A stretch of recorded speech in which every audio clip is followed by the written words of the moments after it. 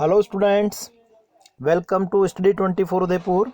आज के इस वीडियो में हम आय एवं रोजगार का जो सिद्धांत हैं, क्लासिकल और किन्सियन, जो प्रतिष्ठित सिद्धांत हैं, और दूसरा हमारा किन्स के द्वारा जो सिद्धांत दिया गया है, इन दोनों सिद्धांतों का तुलनात्मक अध्ययन आज के वीडियो में हम करेंगे। ठीक है, comparative study of theory of income and employment. Classical theory और किन्सियन थ्योरी है, उन दोनों में क्या कंपैरिजन है, दोनों के बीच में क्या बेसिक डिफरेंसेस हैं, आज इस वीडियो में हम उसके बारे में डिस्कस करेंगे।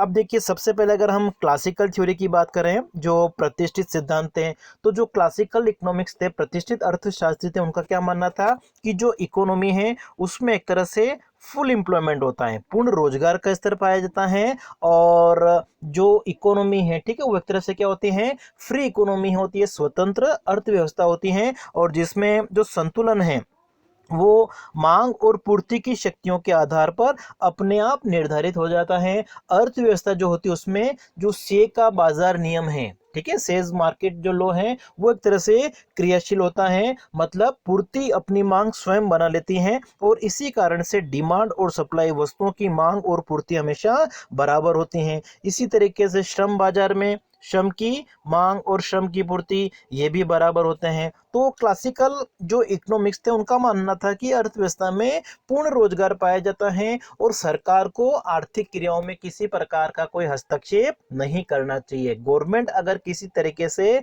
इंटरफेयर अगर नहीं करती इकोनॉमिक एक्टिविटीज में, तो पूर्ण रोजगार का जो स्तर है वो हमेशा बना रहता है। लेकिन 1930 में जब मंदी की स्थिति आई थी, ठीक है, 1929 से 33 का जो टाइम पीरियड है, इसमें विश्व में जब मंदी, रिसेशन, डिप्रेशन की जो कंडीशन आई थी, तो उसमें जो क्लासिकल थ्योरी थी वो एक तरह से गलत साबित हुई थी, और उसमें बहुत सारी इकोनॉमिक प्रॉब्लम आ गई थी, जैसे कि ओवर प्रोडक्शन की प्रॉब्लम हो गई, एम्प्लॉयमेंट जो है, ठीक है, अनएम्प्लॉयमेंट की प्रॉब्लम बढ़ रही थी एक तरह से उसमें।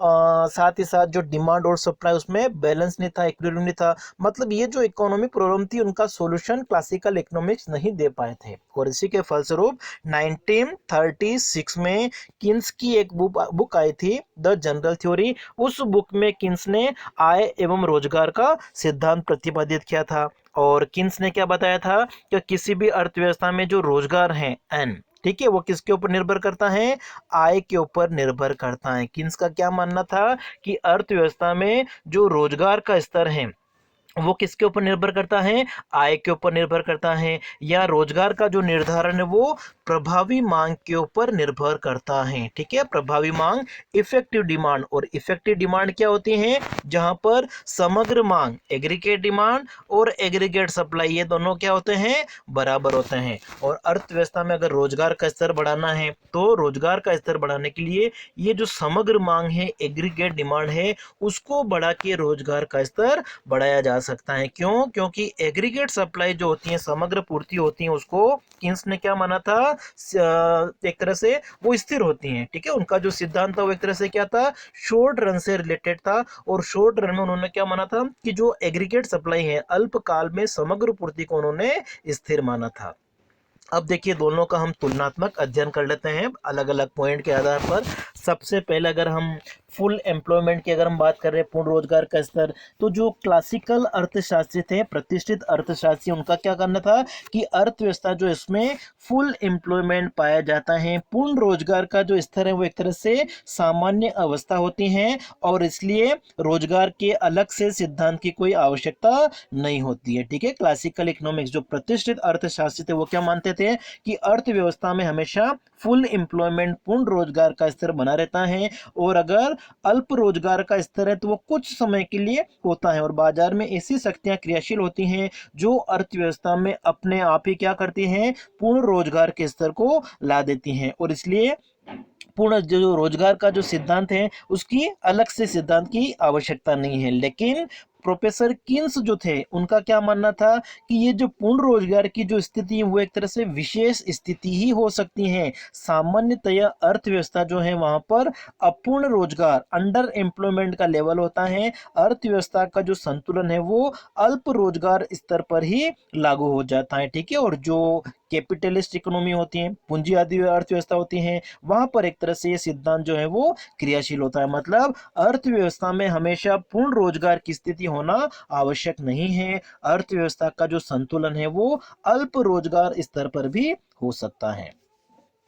दूसरा देखिए, मांग एवं पूर्ति के अगर हम संतुलन की बात कर रहे हैं तो जो क्लासिकल सिद्धांत है, प्रतिष्ठित सिद्धांत है, वो एक तरह से से का जो बाजार नियम है उस पे आधारित है। ठीक है, से का बाजार नियम क्या है कि पूर्ति स्वयं क्या करती है, अपनी मांग पैदा कर लेती है। मतलब जो प्राचीन अर्थशास्त्री थे, प्रतिष्ठित क्लासिकल अर्थशास्त्री थे, उनका क्या मानना था कि अर्थव्यवस्था में जितना भी उत्पादन होता है, सप्लाई होती है, उतनी ही क्या होती है, उसकी मांग उत्पन्न हो जाती है। और इसी कारण से पूर्ति अपनी मांग जो है वो स्वयं पैदा कर लेती हैं। ये जो से का बाजार नियम है, इस से के बाजार नियम पर क्लासिकल सिद्धांत वो आधारित हैं। ठीक है, और इस कारण से क्या होता है कि जब पूर्ति अपनी मांग स्वयं पैदा कर लेती हैं तो अर्थव्यवस्था में ओवर प्रोडक्शन, अति उत्पादन की जो समस्या है वो नहीं पाई जाती हैं। लेकिन किन्स ने बताया था कि अर्थव्यवस्था में अति उत्पादन की समस्या होती है, बेरोजगारी की समस्या होती है, मांग और पूर्ति में हमेशा संतुलन नहीं होता है।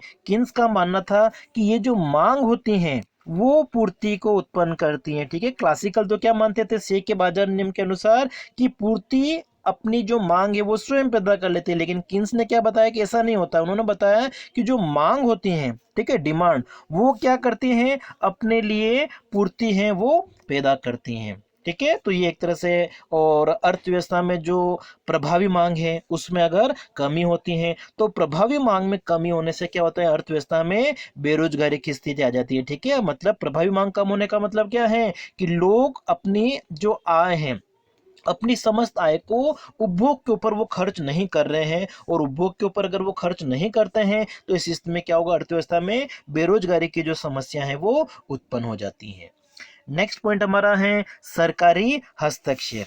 अब देखिए, जो क्लासिकल अर्थशास्त्री थे वो तो क्या मानते थे कि अर्थव्यवस्था जो होती है वो सेल्फ एडजस्टिंग होती है, स्वतः समायोजित होने वाली अर्थव्यवस्था होती है। मतलब अर्थव्यवस्था में जो संतुलन है वो अपने आप स्थापित हो जाता है, जिसको उन्होंने क्या कहा था, अबंध नीति।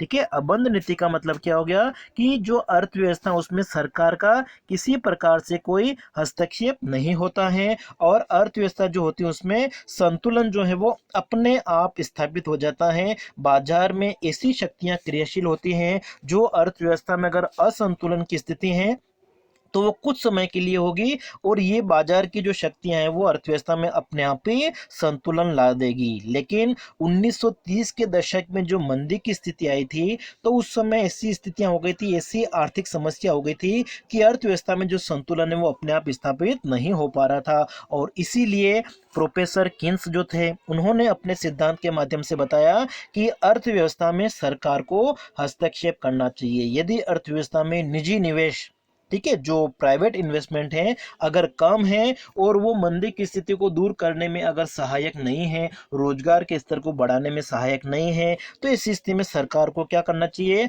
आगे आना चाहिए। मतलब सार्वजनिक निवेश के ऊपर उन्होंने बल दिया था। फिर नेक्स्ट अगर हम देखें मजदूरी नीति की अगर हम बात करें तो जो क्लासिकल इकोनॉमिक्स थे जैसे कि प्रोफेसर पिगू थे, उन्होंने क्या बताया कि अर्थव्यवस्था में अगर बेरोजगारी की समस्या है तो बेरोजगारी की समस्या को कैसे दूर किया जा सकता है, मजदूरी में कटौती करके। मजदूरी अगर घटा दी जाए और मजदूरी घटाने से जो अतिरिक्त मुद्रा की मात्रा है उस पर नए लोगों को रोजगार पे रखा जा सकता है। ठीक है, तो ऐसा तो क्लासिकल इकोनॉमिक्स मानते थे। लेकिन वास्तविक जीवन में अगर हम देखें तो ऐसा संभव नहीं होता है। मतलब कि मजदूरी में अगर कटौती होती है तो इससे बेरोजगारी की समस्या जो है वो कम नहीं होगी, ठीक है, वो एक तरह से क्या होगी, बढ़ेगी। प्रोफेसर किन्स ने क्या बताया कि मजदूरी कटौती का जो उन्होंने विचार दिया था वो वास्तविक जीवन में एक तरह से लागू नहीं होता है। लोग जो हैं, जो काम करने वाले श्रमिक है, वो मजदूरी में कटौती से हमेशा वो खुश नहीं होंगे, वो तैयार नहीं होंगे। इसलिए जो प्रोफेसर किन्स था उन्होंने मजदूरी की जो नीति वो किस प्रकार की कहने की बात कही थी, लचीली मजदूरी नीति। ठीक है, लचीली मजदूरी नीति जो होती है उसके बारे में उन्होंने बताया था कि अर्थव्यवस्था में अगर रोजगार का स्तर बढ़ाना है तो जो लचीली मजदूरी नीति है उसको प्रयोग करना चाहिए।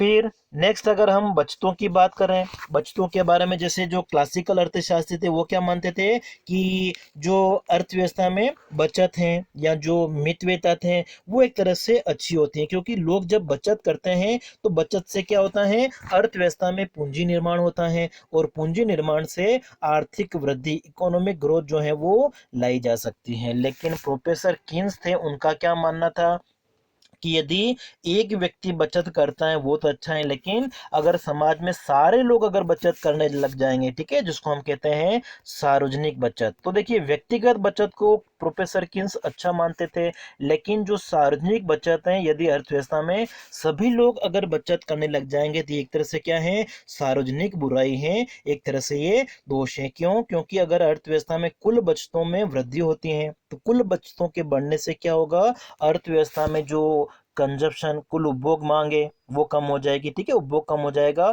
वस्तु एवं सेवाओं की जो मांग है वो कम हो जाएगी, और वस्तुओं की मांग अगर कम हो जाएगी तो इससे अर्थव्यवस्था में जो रोजगार है, ठीक है, रोजगार का स्तर, एम्प्लॉयमेंट का जो लेवल है वो भी एक तरह से क्या होगा, कम हो जाएगा, और इससे क्या होगा, बेरोजगारी की जो समस्या है वो उत्पन्न हो जाएगी। तो प्रोफेसर किन्स ने क्या बताया कि सार्वजनिक बचत की जगह एक तरह से क्या करना चाहिए, सार्वजनिक व्यय, ठीक है, सरकार को एक तरह से क्या करना चाहिए, अर्थव्यवस्था में व्यय करना चाहिए, और जब सरकार अर्थव्यवस्था में व्यय करेगी तो इससे क्या होगा, पूंजी निर्माण होगा, बेरोजगारी की जो समस्या है उसको दूर किया जा सकता है।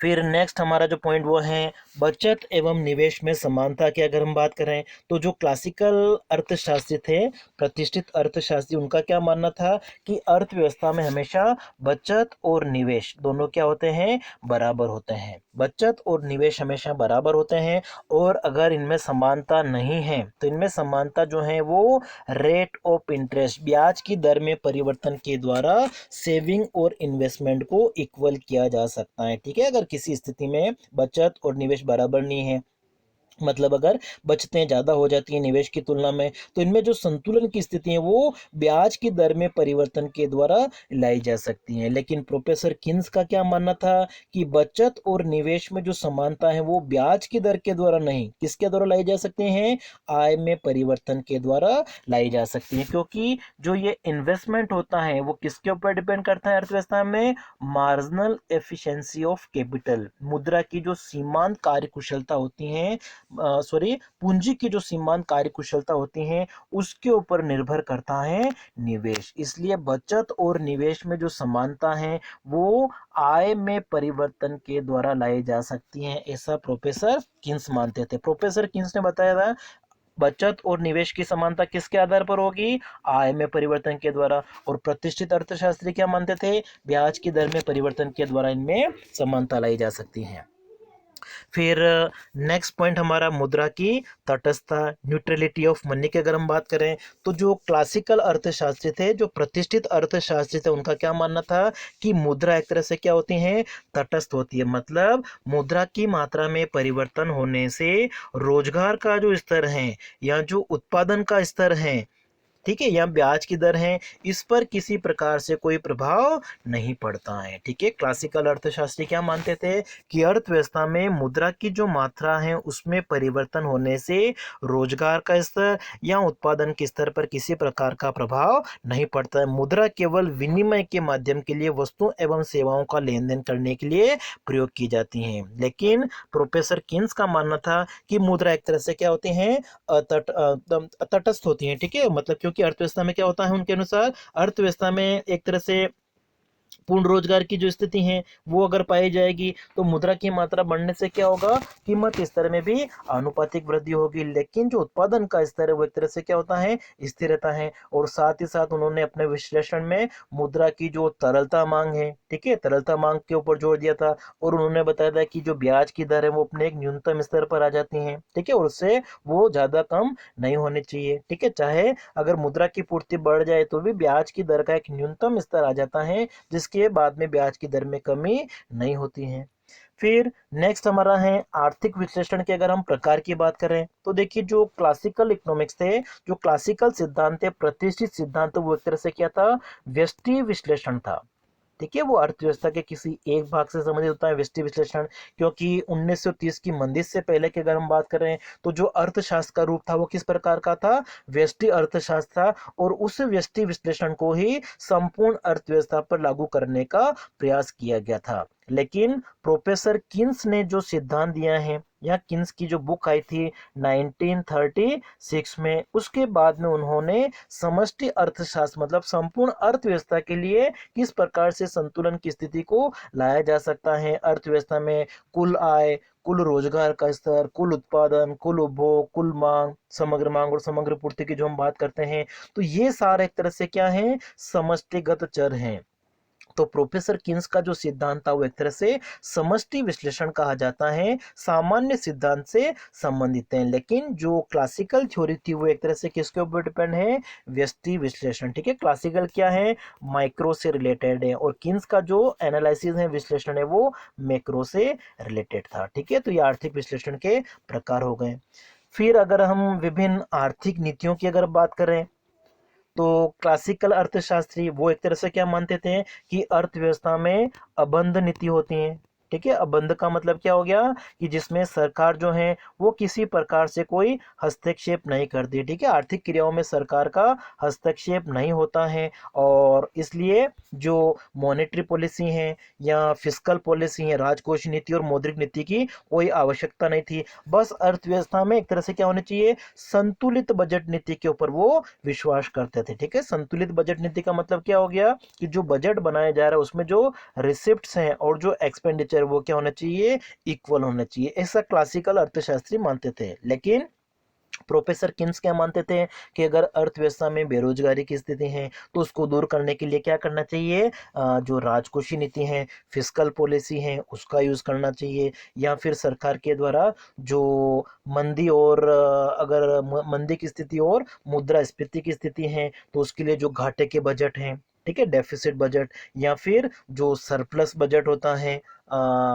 जिसको हम अतिरिक्त बजट कह सकते हैं, तो इन नीतियों का एक तरह से सरकार को प्रयोग करना चाहिए। अगर मंदी की स्थिति है तो घाटे के बजट का प्रयोग करना चाहिए, अगर तेजी की स्थिति है, इन्फ्लेशन अगर है, तो सरप्लस बजट जो होता है, आधिक्य का जो बजट होता है, उसका प्रयोग करना चाहिए। और साथ ही साथ देखो क्लासिकल इकोनॉमिक्स तो क्या मानते थे कि अर्थव्यवस्था में पूर्ण रोजगार पाया जाता है, इसलिए सरकार को अर्थव्यवस्था में हस्तक्षेप करने की आवश्यकता नहीं होती है। लेकिन किन्स ने बताया कि अर्थव्यवस्था में पूर्ण रोजगार नहीं होता है, अल्प रोजगार होता है, इसलिए वो सरकार के हस्तक्षेप को ज्यादा महत्व देते थे। एक तरह से क्लासिकल तो मानते थे कि अगर अर्थव्यवस्था में सरकार हस्तक्षेप करेगी तो बेरोजगारी की जो समस्या है वो बढ़ जाएगी। लेकिन किन्स ने इन विचारधाराओं का एक तरह से विरोध किया था। उन्होंने बताया था कि अर्थव्यवस्था में जो आर्थिक क्रियाएं हैं, मुद्रास्फीति या अविस्फीति, डिफ्लेशन और इन्फ्लेशन, ये जो सिचुएशन होती हैं उनको कंट्रोल करने के लिए, इनको नियंत्रित करने के लिए एक तरह से क्या करना चाहिए, जो फिस्कल पॉलिसीज होती है, राजकोषीय नीति है, मौद्रिक नीति है, संतुलित बजट नीति है, इन सभी नीतियों का एक तरह से प्रयोग करना चाहिए।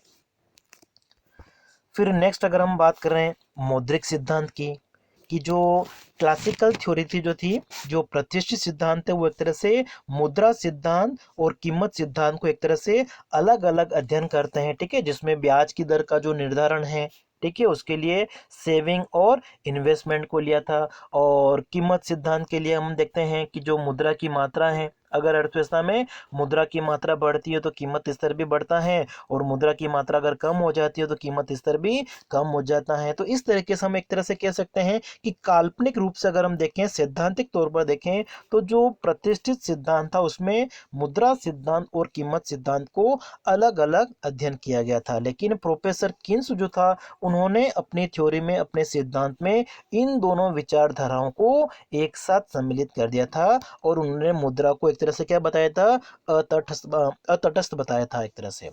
फिर पूंजीवाद की अगर हम बात करें तो देखिए 1930 के दशक में जो मंदी की स्थिति आई थी, तो उससे पहले अगर हम देखें कि जो क्लासिकल अर्थशास्त्री वो क्या मानते थे कि जो पूंजीवादी अर्थव्यवस्था होती है उसमें सरकार को किसी प्रकार से हस्तक्षेप नहीं करना चाहिए, और अर्थव्यवस्था में जो है संतुलन अपने आप बना रहता है। लेकिन 1930 की मंदी से, जब ये 1930 का संकट आया था, तो उस समय ये पूंजीवादी जो अर्थव्यवस्था थी उसको बचाना एक तरह से क्या मुश्किल था।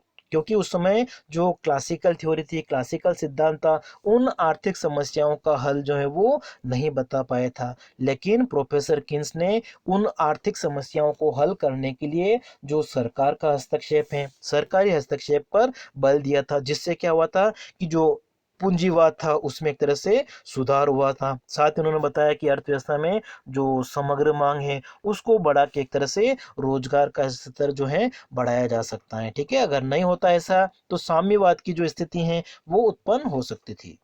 फिर रोजगार के निर्धारण की अगर हम बात करें तो जो क्लासिकल अर्थशास्त्री थे, प्रतिष्ठित अर्थशास्त्री, वो क्या मानते थे कि उत्पादन जो है, उत्पादन का स्तर कहाँ पे निर्धारित होगा, जो श्रम की मांग और श्रम की पूर्ति जहाँ पे बराबर होती हैं, ठीक है, वहां पर उत्पादन के स्तर का निर्धारण होता है। ठीक है, इसके लिए हम इस डायग्राम का प्रयोग करते हैं। ये उत्पादन का स्तर है, ये रोजगार का स्तर है, और इस रोजगार के स्तर पर श्रम की मांग और श्रम की पूर्ति ये एक तरह से क्या होती हैं, बराबर होती हैं। तो जो प्रतिष्ठित अर्थशास्त्री थे उन्होंने क्या बताया कि उत्पादन का जो निर्धारण है वो कहाँ पे होता है, रोजगार के आधार पर होता है, जहाँ पर श्रम की मांग और श्रम की पूर्ति दोनों क्या होती हैं, बराबर होती हैं, वहाँ पे उत्पादन के स्तर का निर्धारण होता है, रोजगार के स्तर का निर्धारण होता है। लेकिन प्रोफेसर किन्स ने रोजगार का स्तर जो है वो निर्धारित करने के लिए समग्र मांग, ठीक है, एग्रीगेट डिमांड और एग्रीगेट सप्लाई कर्व हैं, उनका उन्होंने